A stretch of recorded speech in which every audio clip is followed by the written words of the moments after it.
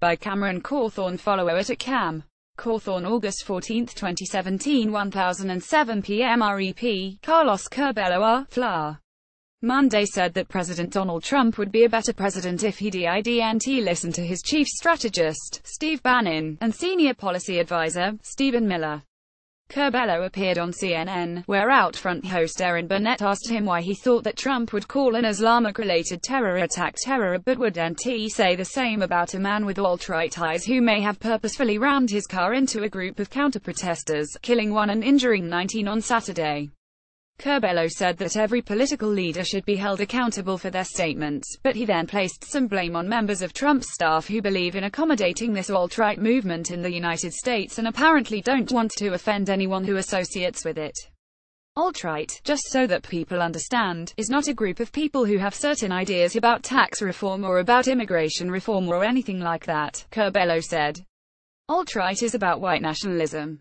It is about racism. It is about dividing this country, and regrettably there are members of the president's staff who at least believe that this movement should be accommodated.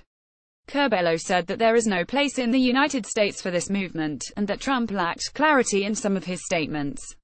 He went on to say that Trump is responsible for his statement, but acknowledged that the modern-day president doesn't sit down and draft all his speeches and statements. I really think the president needs to start listening to the highly competent, highly professional patriots on his staff, people like John Kelly, Jen H. R. McMaster, and James Mattis, people who have sacrificed for this country instead of those who believe in accommodating people who are hell-bent on dividing this country, on excluding American citizens from the American experience, Curbelo said. Burnett pointed out that Curbelo had used the plural form when talking about members of Trump's staff who were not helping Trump by accommodating the alt-right movement. She then asked him to specify who he was talking about. Steve Bannon is the most prominent, Curbelo said. I think a lot of these ideas that you see coming from Stephen Miller are also associated with these groups, and that's unfortunate. Look, I'm not saying these people are racists. I'm not saying that they want to advance a racist agenda, but it is pretty clear that they believe that these groups should be accommodated.